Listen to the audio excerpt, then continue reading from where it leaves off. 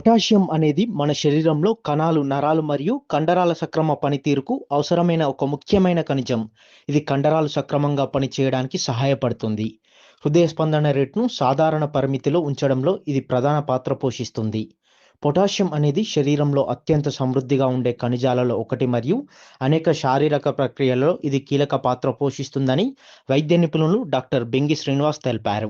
ఈ పొటాషియం స్థాయిలు ఎంత మోతాదులో ఉండాలో ఆయన వివరించారు. మన బాడీలో మన శరీరంలో రక్తంలో ఉండే అయినటువంటి లవణం ఇది మన బాడీ మొత్తంలో మోతాదుగా 3.5 to 5.5 మిల్లీ ఈక్వలెంట్స్గా ఉండాలి. ఒకవేళ ఈ పొటాషియం లెవెల్స్ తక్కువైనా ఎక్కువైనా కూడా మన శరీరంపై చాలా ప్రభావం చూపుతుంది.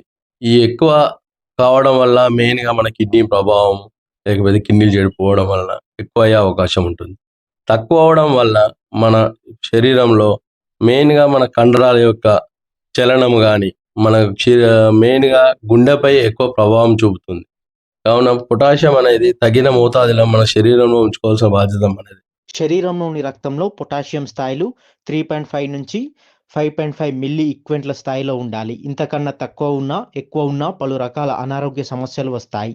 రక్తంలో పొటాషియం స్థాయిలు సాధారణం కంటే ఎక్కువ అవ్వడం ద్వారా గుండె పనితీరుపై తీవ్ర ప్రభావం పడుతుంది. దీనివల్ల అసాధారణ హృదయ స్పందన, గుండెపోటు వచ్చే అవకాశం ఉంటుంది. పొటాషియం లెవెల్స్ తగ్గడం ద్వారా కండరాల బలహీనత, వికారం మరియు శ్వాస తీసుకోవడంలో ఇబ్బందులు కలుగుతాయి. దీనికి ప్రత్యేకంగా ఎక్కువ డీహైడ్రేట్ కాకుండా ఉండాలి.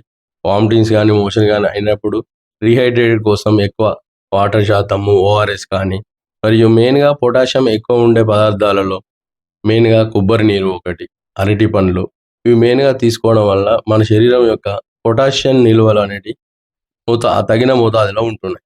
ఇది మెయిన్గా పొటాషియం 3.5 to 5.5 మిల్లీ ఈక్వలెంట్స్ ఉండాలి. ఈ అధికంగా ఉండడం వలన మన శరీరంలో మెయిన్గా కిడ్నీ యొక్క ప్రభావం, కిడ్నీ ఫంక్షన్ అనేది ప్రభావం చూపబడుతుంది. ఎక్కువ అవడం వల్ల అప్పుడప్పుడు ఎరిథ్మియాస్, గుండె యొక్క కండరాల యొక్క రిథమ్ అనేది దెబ్బతింటుంటుంది.